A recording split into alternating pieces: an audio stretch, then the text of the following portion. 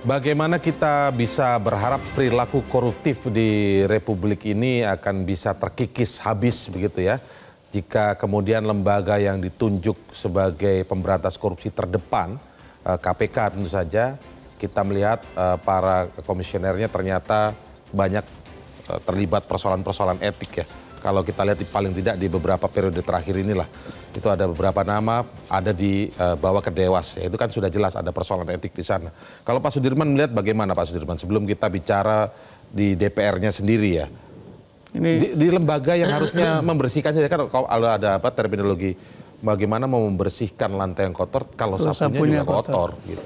Ini saya sebenarnya agak sulit bicara karena kemarin saya mendaftar sebagai Capim KPK kan. Oke. Tapi sudah bebas. Lolosnya ini Pak? Jadi tidak lolos, jadi boleh bebas bicara. Ya.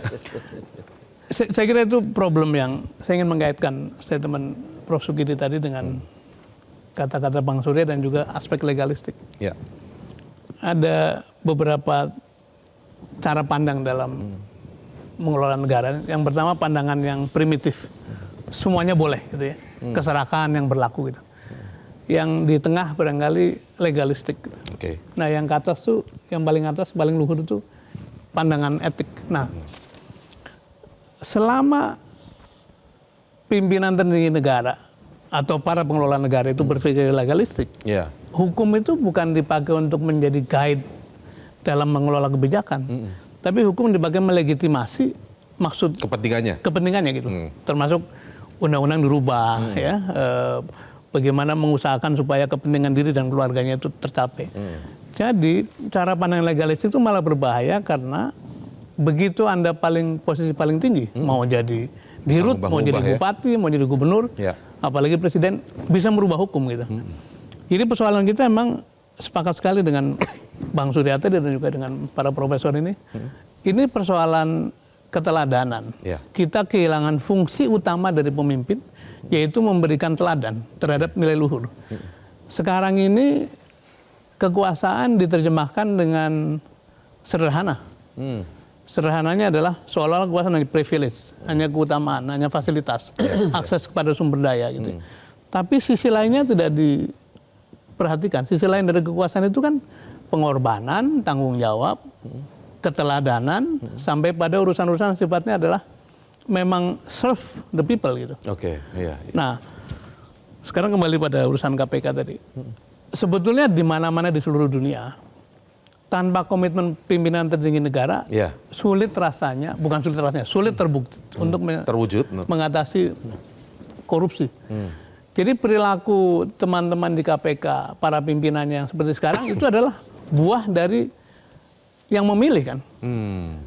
5 tahun yang lalu lagi gitu. Baik itu pilihan presiden, pilihan pansel maupun pilihan dari anggota DPR. Jadi ini berkelindung menjadi satu lingkaran setan yang mutusnya kapan? Mutusnya tadi. Kalau ada satu sikap keluhuran dikembalikan, kepemimpinan dikembalikan, itu baru akan bisa diurai. Selama kita terus-menerus melihat malah justru saling berkolusi, malah saling itu akan makin parah. Jadi keadaan KPK sekarang kalau Mas Indra tanya itu adalah buah dari keputusan 5 tahun lalu. Memilih orang-orang bermasalah dan akhirnya jadi karena legalistik tadi sudut pandangnya mungkin ya. Jadi, kepentingannya apa dan kebetulan memang untuk memilih calon pemimpin KPK ini kan kewenangan dia diproper oleh anggota DPR juga.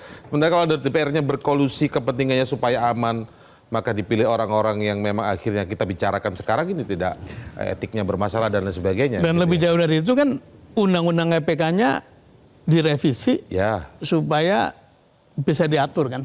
Nah kemudian ternyata belakangan muncul agenda-agenda yang sekarang kita baru tahu semua. Dan tadi apa yang hilang? Yang hilang adalah fungsi utama dari kepemimpinan, yakni keteladanan. Gitu. Dan itu barangkali PR kita bersama. Jelajahi cara baru mendapatkan informasi. Download Metro TV Extend sekarang.